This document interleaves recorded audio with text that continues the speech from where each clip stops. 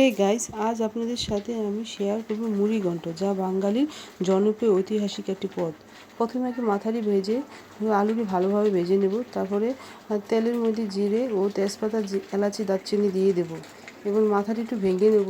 তারপরে আতপ চালের দিয়ে ভালোভাবে ভেজে নেব। ভালোভাবে ভাজা হলে একটি পাত্রের মধ্যে আমরা জিরে বাটা, মরিচ বাটা, হলুদের গুঁড়ো, মরিচের গুঁড়ো দিয়ে দেব। এই মশলাটি সব ভালোভাবে কষিয়ে নেব।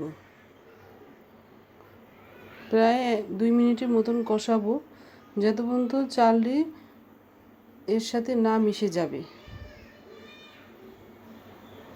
একটু লবণ দিয়ে দেব।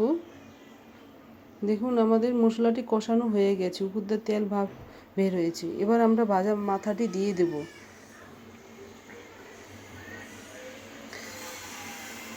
ভাজা মাথাটি দেওয়া হলে এবার আমরা ওই মাথাটি মশলাটি একসাথে নাড়াচাড়া দেব।